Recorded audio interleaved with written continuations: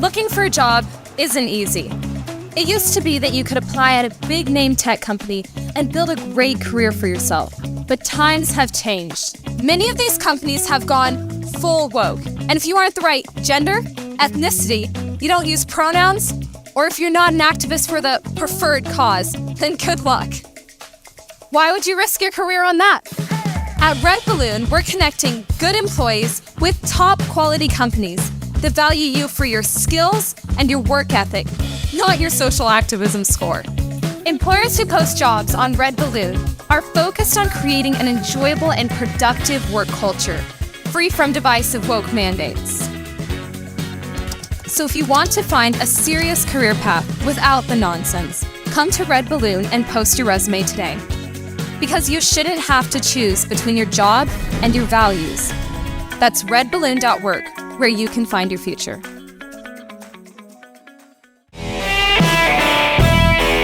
Hey y'all, welcome to CrossPolitic on the Fight Laugh Feast Network. Pastor Toby Chuck Knox, I'm the Water Boy. This is a powder puff, CrossPolitic crossover show. What? That's what it is. What? Maybe not. You got to stick around actually now. Now you got to figure out what. Now you're curious. Yeah. Wow. It was pretty hilarious. They had to explain to me the joke from the other day about Little Mermaid not being able to swim. Right. I don't know if I don't have enough black friends Well, I'm not doing my job. I take the blame for that. You should know that one. That's on me. That's on me. But apparently our producer tells us that Black Little Mermaid really couldn't swim. And so they had to CGI. Not surprised. All her if you don't know what we're talking about, you need to go back and catch the other show. That's true. Jesus is Lord. In public and in private, every area of life must be subject to his lordship, and our use of technology is no exception. What captures our attention on the screen either glorifies or dishonors our Lord. That's why Accountable to You is committed to promoting biblical accountability in our families and churches. Their monitoring and reporting software makes transparency easy on all your devices, so you can say with the psalmist, I will not set anything worthless before my eyes. So guard against temptation with Accountable to You. That's the word accountable, the number 2, the word you, and live for God's glory. Learn more. Try it for free today at accountable2you.com/FLF. We're very grateful to have with us on the show Mr. Chris Savino. I wonder if he can swim. He's white, so he probably can swim. Man. He's the creator of the award-winning hit animated cartoon series The Loud House, which you were playing some of it earlier for me. I was wondering why we were listening to it on Nickelodeon, and has worked on many other hit shows such as Dexter's Laboratory, The Powerpuff Girls. Oh, I see. Okay, that's the connection. Kick Buttowski and Samurai Jack. He is an advisory board member with Lore TV and is the creator of Busted Bible Stories, which will fund and stream on Lore. Chris, I want to talk about that. Thanks for joining us on CrossPolitic. Well, thanks for having me. I'm honored to be here. I follow all three of you, and I'm glad to be talking to you live. Wow. Follow us where? Where you following down us? The street. Look over your shoulder. That's what I was afraid of. Like the FBI. I knew, yeah. Hey, Chris, so we've heard that you came to know Christ in the middle of the MeToo movement. Tell us the story. Man, not even the middle, right at the very beginning. And it was a feeding frenzy. It's been almost 6 years. And I've told this story so many times. So I'm just going to ask up front to forgive me for sounding like I'm not contrite and that I'm speeding through this. I know we are limited on time, and I don't want it to seem like the things I'm saying I'm just glossing over. That's it. You mentioned The Loud House. I've worked in animation since 1991, and throughout my career, I was fortunate enough. And I'm just going to skip ahead. I always say I was lucky. I was in the right place at the right time to work on some of these amazing shows with amazing, talented people. But now that Christ is in my life, I look back and go, no. God was there, and he was putting me in those places, and he was making those things available to me. And so if I say lucky, I mean God. Yeah. So I had worked in animation for about 25 years when, let's say 2015, I sold and started producing The Loud House, and it aired, I believe, 2016. And lo and behold, the show was a hit. It was one of those right place, right time things where you can never know what the audience is going to latch onto. Yeah. And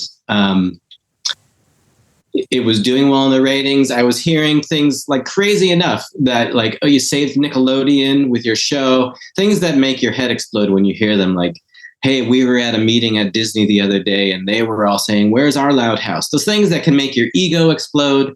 But you try and maintain like an even keel. But it was exciting and the show was doing well. And I guess I can say I had it all. If you take a step back and look at my life at that point, I had a great family, a great wife, great kids, a house in Los Angeles, of all places, and a hit television show on Nickelodeon. It was amazing. But what people didn't know, and what I kind of really came to terms with a little bit later on, was that there was something missing in my life. And even though I had all of these things, I was either secretly or sometimes overtly looking for more. It was just never enough. I had what turned out to be an addiction to alcohol, turned out to be an addiction to work, and unfortunately an addiction to, we'll say, attention from the opposite sex. And all three of those things combined made for a really terrible existence for me. And in the fall, October of 2017, all of those things caught up with me. The MeToo movement had just gotten started. The Weinstein name was in the news, really big, and suddenly so was mine. It turns out that besides the alcohol and the work, the women who I was in contact with decided enough was enough from me, and decided to call me out publicly. And like I said, it was early on, and it was a feeding frenzy. And before I knew it, within days, my name was all over the internet. People were talking about me and gossiping about me, and the he said, she said thing was kind of exploding. And it was like a snowball I had no control over, an avalanche of just anger and hatred, and really not really knowing the full story. But at the point where I was able to even say anything, I couldn't. People didn't want an apology. They didn't want to hear what I had to say. All they wanted to be was mad. And I would say from that October day, within 5 days, Nickelodeon had severed ties with me. They took my show from me. They took my job from me. I lost my career. I lost my wife, and I lost my home. And unfortunately, I was like right on the edge of losing my kids too. They were in their like 9-year-old to 16-year-old range where they could sort of understand what was going on, but not understand. And ultimately, they could end up hating Dad for the things that they were reading online. A lot of the lies. I had to sit down with my kids where you're normally having the talk. I was having to give them the talk about Dad and what he had been doing, which was just being a terrible father and an unfaithful husband. Uh-huh. And I had to,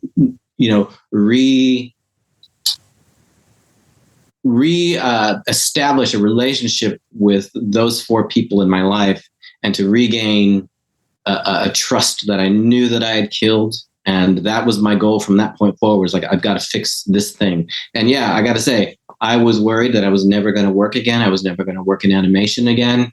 And I was seeking forgiveness from a group of people that did not want to give it. And just to skip ahead a little bit, I realized just a couple months later that the forgiveness that I was looking for were not from people. And we can get to that shortly. So that was it. I kept my mouth shut for that time. I didn't want it to seem like I was responding to what was being said in kind of a way that I was making excuses. I took 100% of the responsibility to the situation and took it all on myself, regardless of any of the lies that were being said. And how would you say it was like a group of people working in concert together to just destroy me and my career. And it worked. It worked quite well. And, I say these things and I feel like, I'm not looking for anybody to feel sorry for me when I say that it hurt, like I wanted to die. I know that if I had still been drinking at that time, I certainly would have drunken myself to death. None of those things are to garner any sort of sympathy, but it is to show that there are human beings on both sides of this story, and that not only was I affected, but my ex-wife and my kids were affected without any sort of censoring from we'll say the other side, for lack of better terms, without any care that the heartache that they were causing them with the words that they were using. Of course, again, I like I said, I take full responsibility that I was in that situation and my family was in that situation. It was just a rough time. And here we are 6 years later. I'm actually happy to say that today, this very day, is my 6 years of sobriety. And I'm grateful for that. I do know that if again, looking back, had I not quit drinking, it was just 2 months before my life fell out from underneath me. Like I said, I would have definitely, been at the bottom of a bottle, probably not alive today. So I think at what point did you meet Christ and all that? It sounds like you kind of went through the ringer and. Oh yeah. I want to say that there was not religion in my house growing up. My mom was Catholic. My dad was Catholic. I'm from a family of 10, and the first few kids were baptized and had first communion and all that. But by the time they got to number 9, which was me, church was not part of my household. And it had occurred to me over the years to maybe look into it, but it just never took. It never was something that I felt I needed in my life. And so what it does take sometimes, unfortunately, is just hitting rock bottom, like losing everything in your life, all the good things that were given to me and all the good things that I worked so hard for. To lose all of those is the perfect time to find Christ, because he is there in that turmoil. He's right there, just whispering, saying, you need me. And, it was in January of 2018, just a couple of months later, I had moved out of my home. I was living in a single apartment in Burbank, afraid to go out. I didn't want to be walking down the street, see anybody I knew. And I was literally sitting in my bed one night, and I said this out loud, and I've said this on all my interviews. I actually said out loud, I was talking to myself about what was missing in my life, that I had all of these things and I was so willing to just do things that were going to jeopardize them. And I said out loud, it just kind of popped in my head. I don't know where, but it popped in my head, is God missing from my life? And I remember stuttering that out loud. I couldn't even believe I was saying. So I started looking into it. I started watching some videos online. There were fortunately 1 or 2 people in my life from the animation industry that I knew were Christian, that I knew that if I reached out to them, A, it could be terrible, or B, they could be real Christian people and have some amount of compassion to respond. And fortunately, they did respond. And one gal said, you ought to read Mere Christianity. And I was like, I hadn't even heard of it at that point. I knew C.S. Lewis from the Narnia books, right, but I didn't know he was a Christian. I didn't know any of the Christian side of him, which I started reading, and I loved it. And my other friend, both worked on The Loud House. She said, she tried to explain to me what the gift of grace was. And I was like, there's no way God has given me grace in this situation. I felt horrible. There's no way he's forgiving me and offering me forgiveness in this situation. I couldn't believe it, that it was personal to me. And she was attending a church in North Hollywood and said, you ought to come to this church one Sunday and see what you think. I'm like, well, we'll see. I still was not sold on it. But nonetheless, I'm a person who, when there's something that interests me, I will dive right in and dig deep on it, which I did.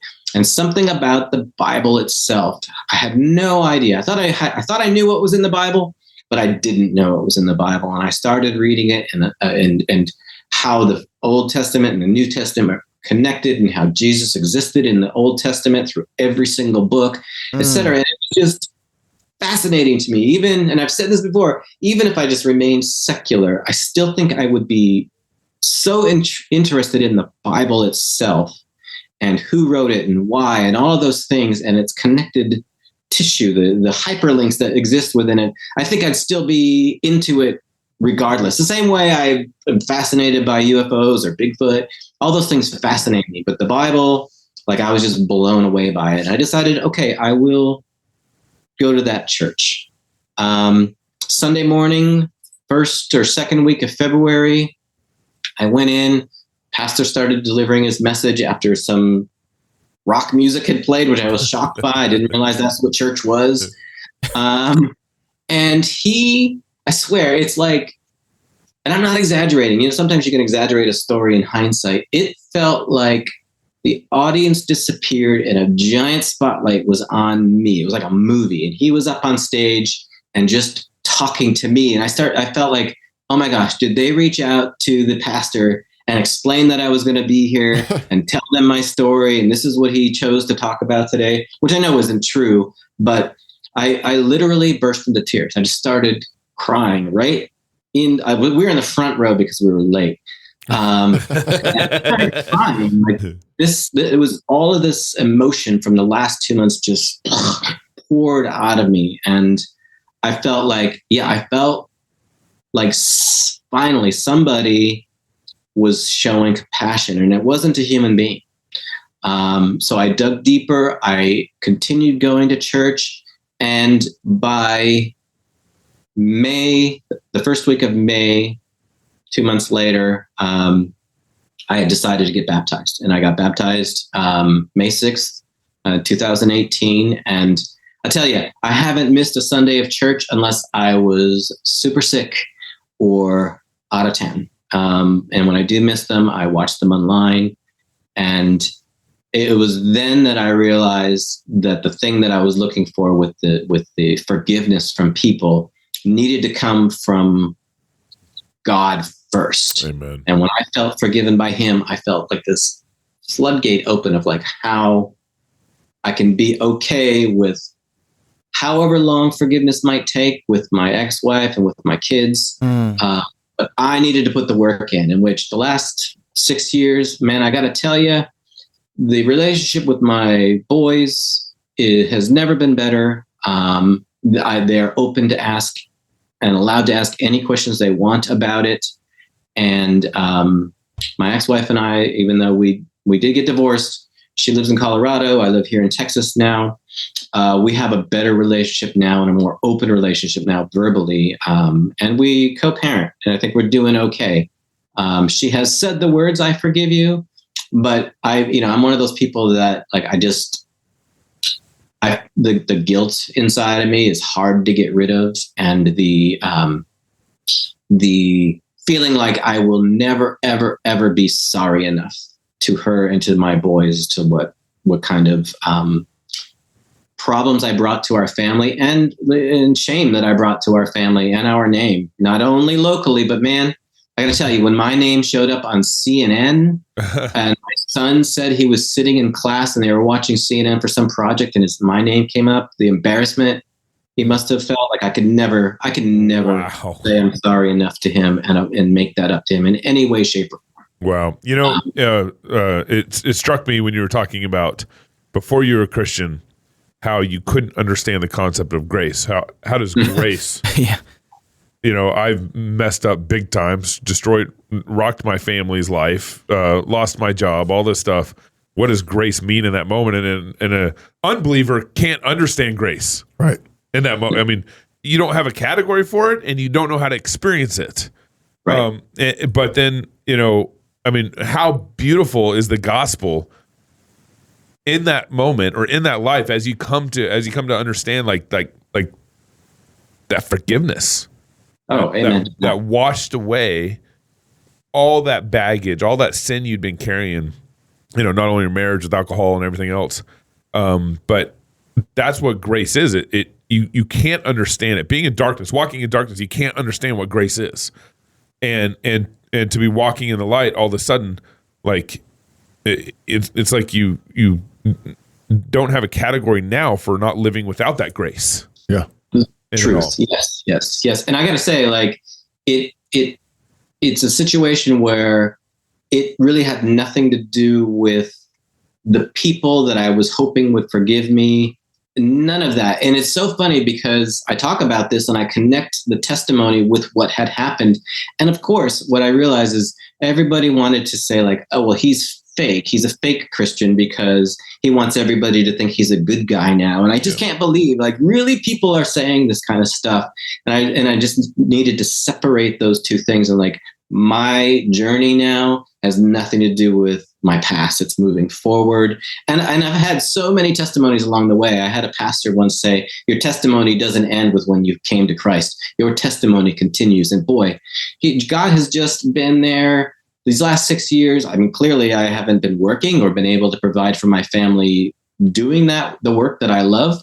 But boy, he has sustained us in every way possible from that point forward. And it's been 6 years. It could have very easily been just destitute, but thank God that we haven't been. And he, again, looking back to those previous years, even when I wasn't a believer, he was putting things in place to say, look, it's going to be okay. And if I had been a believer when everything fell out from underneath me, I think I felt like everything that happened would have been punishment.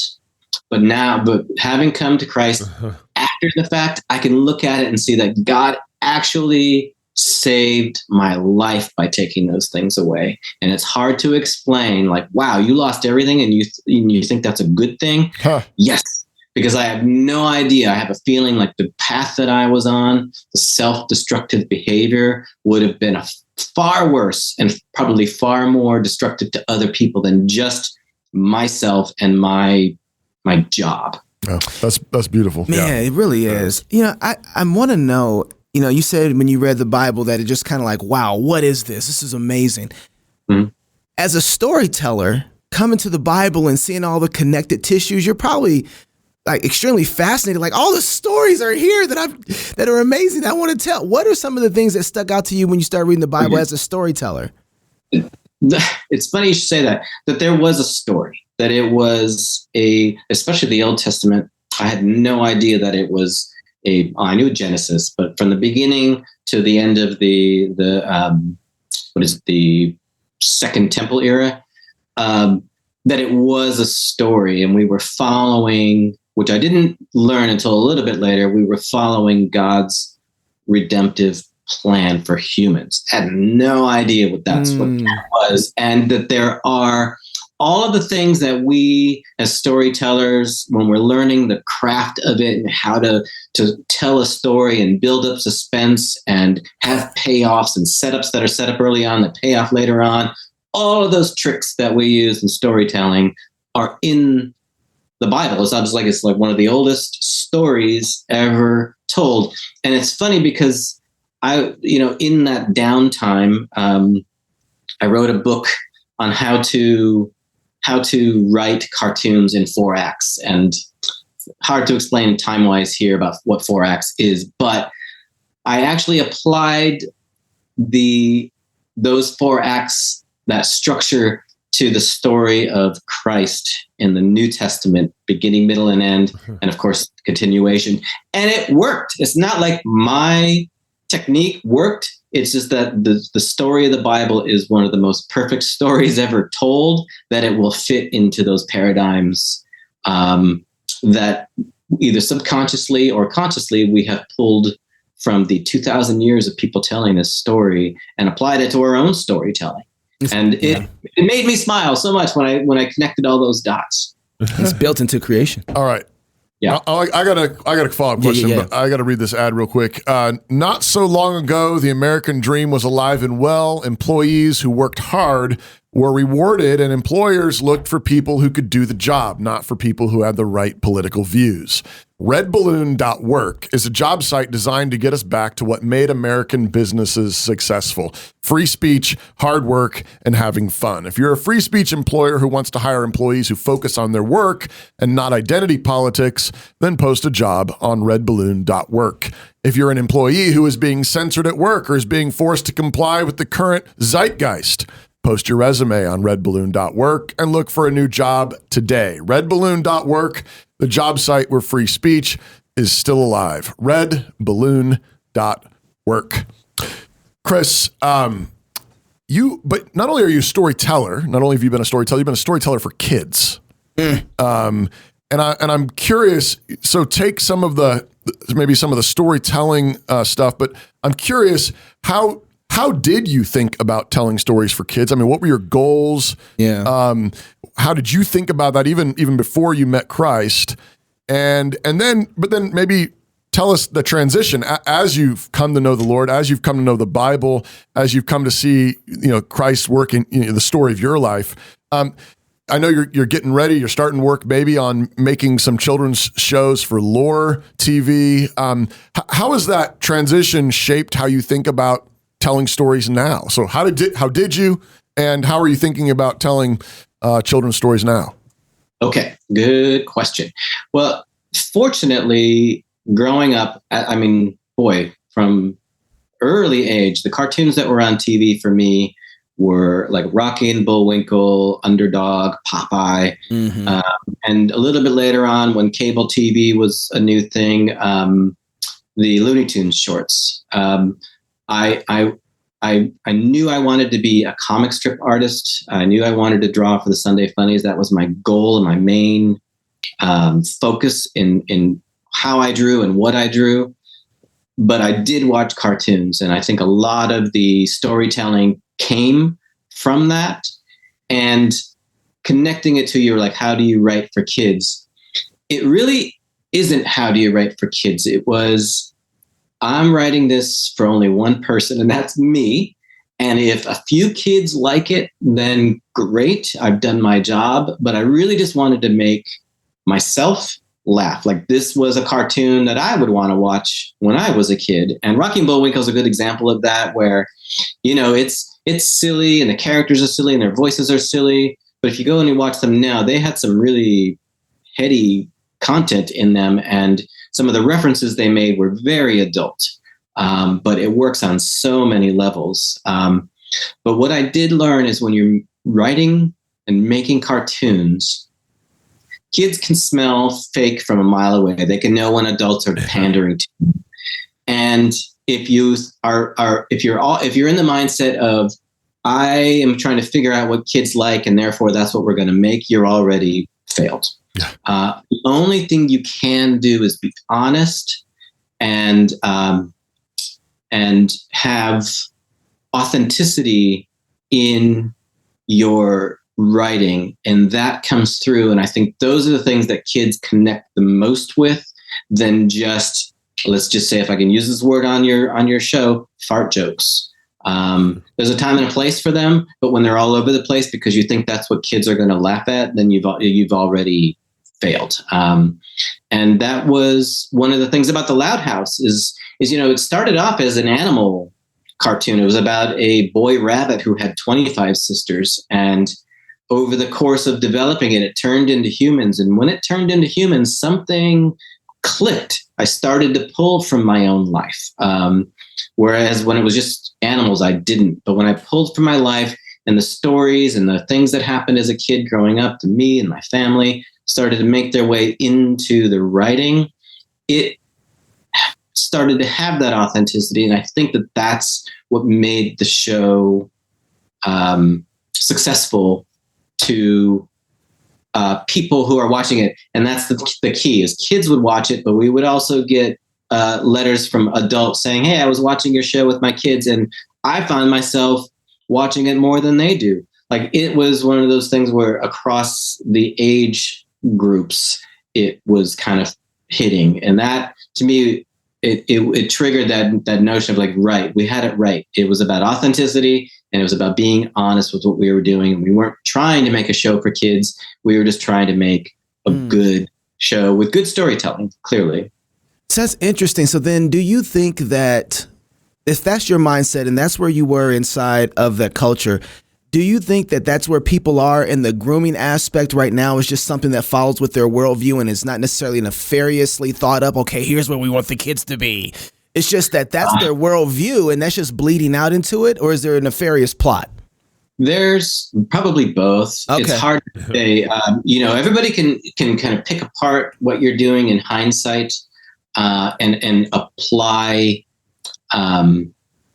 their worldview to what you've done as if you started out doing it that way. There are some shows that are on Netflix, for example, that caused me to cancel my subscription, that I feel like, gosh, well, what is it with everybody? Everything's got to have Satan in it or some sort of gender ideology or politics in it. And I was like, how is this stuff for kids? And I believe that currently, and I could be wrong, I haven't been in the industry for 6 years. I believe currently people are chosen not for their ideas, but for their ideology and for their ethnic background, we'll say, or whatever. In this desire to have diversity, people are being chosen for their diversity over their talent and experience. And what comes through are shows that are just really, like I did, made for themselves, and hopefully somebody will like it. But their points of view are so narrow that their entire their existence relies on their identity, that they don't know how to do anything but sell that. That's all they know. Whereas, especially with the Loud House and the people who were on it, we were about family and we were about experience, not the fact. Let's say, for example, the spin-off show from the Loud House was called the Casa Grandes. Yep. And it was about a Mexican-American family. And it could have easily fallen into the punchline being Mexican. But we said, no, that's just the flavor of the show. But the show is about multi-generational family living in this apartment building together. And that is more universal than, I don't know Mexican. I don't know what their culture is, or their the way they do things, or the way they think about things. So it would have been false of me to try and sell that idea, those ideologies, and the culture. But when you tell your stories based on universal experiences, such as having siblings or having your grandma living with you, or you're living with your aunts and uncles, that kind of storytelling is more honest and more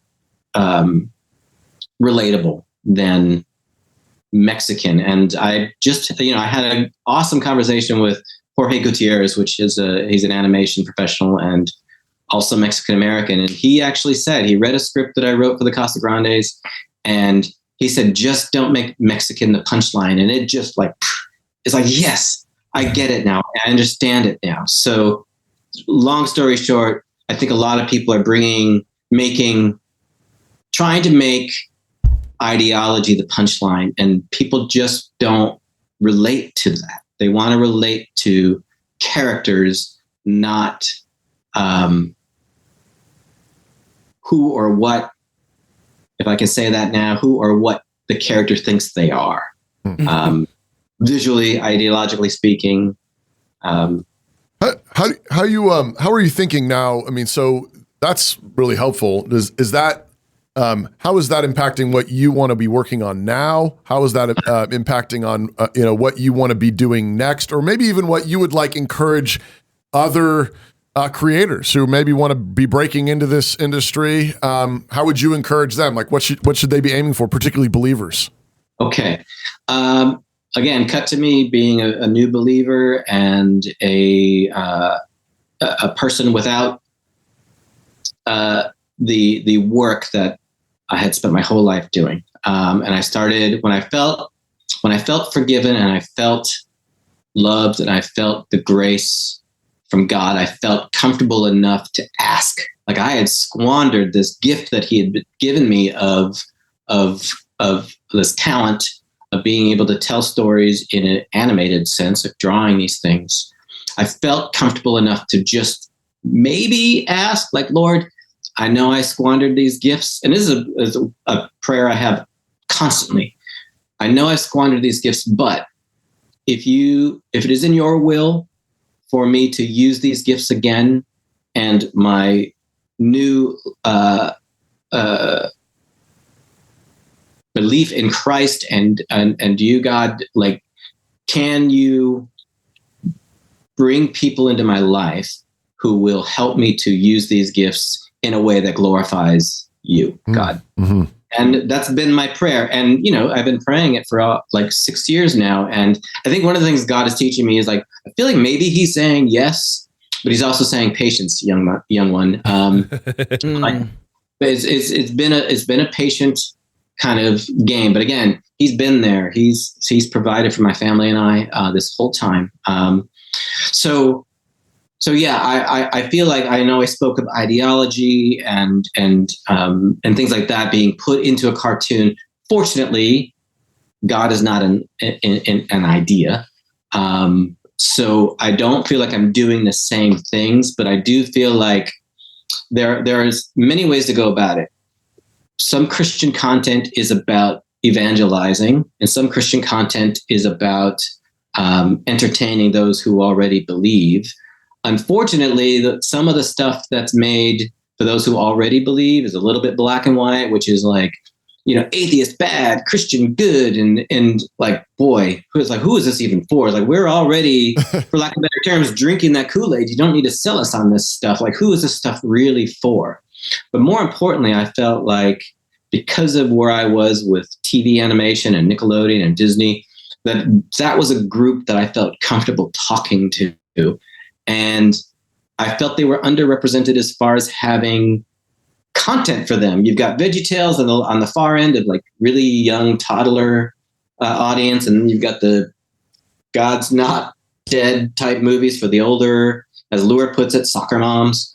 But there was this place in the middle where 6-year-olds through, like, maybe even 18, there's nothing being made for them. And, like, this is where I want to focus, is make stuff that I want to watch when I was that age, but also have the faith thread running through it. Nobody wants to be preached to, especially in a cartoon, but you can put that element in there, Christian morals, etc., in there, and not sneakily. I don't mind being overt about it, but in a way that is entertaining and part of the storytelling, and not just shoving my beliefs down the throat of somebody who may or may not believe it the same way.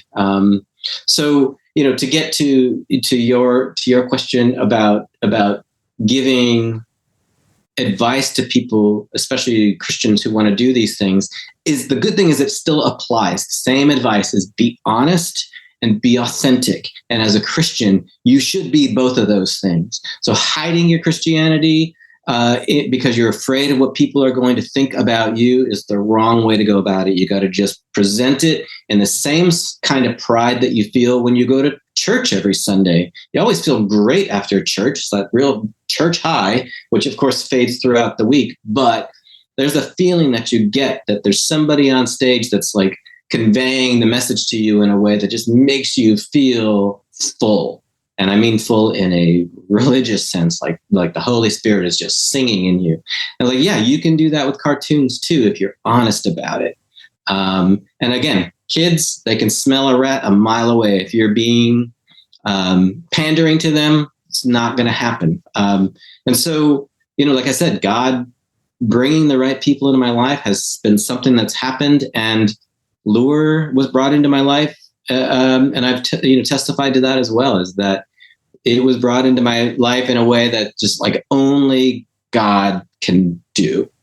And it connected with the cartoons I watched as a youth, the Rocky and Bullwinkle. I have to admit, guys, like in the last 6 years, I haven't watched any cartoons. It just is like extremely painful to see all of my, I would just say, ex-coworkers, colleagues, friends continuing to do the thing that I love so much, and to feel good about seeing that. It just hurts too much to watch. But one day, and I'll make it quick, I just happened to push play on a Mr. Peabody and Sherman cartoon, which I don't know why I did. And it's about history. It's about this dog and a boy that go back in history to correct history gone crazy. And it just like occurred to me, like, I can do this with the Bible. I don't know the history that they're talking about, but when I was finished watching the episode, which was about Geronimo of all things, I learned that he had to sign some sort of peace agreement. I didn't know that, or a treaty. Like, well, I learned something from this cartoon. I wonder if I can do that with the Bible. And then the show just came together. The Busted Bible Stories, kind of playing off the Fractured Fairy Tales alliteration, and the characters kind of came into fruition. And it was one of those situations, like, I'm not a fast writer. I'm not someone who can bang out a script in a day. But it's one of those things where just everything just started coming out in a way that was like, yes, this felt right. And to be writing that and doing the pitch presentation for it, and then to have Lure kind of come in at an angle, and right as that was being finished, just was like, yeah, only God's timing could do that. That, if I wasn't a Christian, it would have been me telling this story saying, what luck that they would have called right at this time. But it was God. He lined it up for me. And again, it's been a year and a half since we first spoke, Jason Farley at Lure. And again, it's God saying, yes, but patience, just be patient. And that's what I've been trying to be, patient with his timing. Yeah, that's great. Hey, so ChrisSavinoAuthor.com is the website, ChrisSavinoAuthor.com, to check out more things with Chris. Chris, it was great hearing your testimony. It's so good to have that. It's so good to know the Lord has regenerated you and made you new. Look forward to seeing how God decides to use you in the future, brother. Thanks for coming on the show. Thank you, guys. I appreciate it. If you're single, get married. If you're married, have you some kids. And if you have kids, go baptize them. Until tomorrow, love God with all your heart, soul, mind, and strength. Love your neighbor as yourself. Go fight, laugh, and feast. This is CrossPolitic. Home. It's where you build your legacy, where traditions are started, seeds are planted, meals are shared, and stories are told. We are Chris and Natalie Carpenter, owners of Story Real Estate, and our team of top agents helps people find homes in Moscow, Idaho, and around the country. Have you thought about a move? Contact us to get connected with a top agent who shares your values and puts your family first. Or reach out to us about our Moscow relocation guide. Wherever you're looking to go, we can help you find home. Call us at Story Real Estate or visit us at storyrealestate.com and start building your legacy.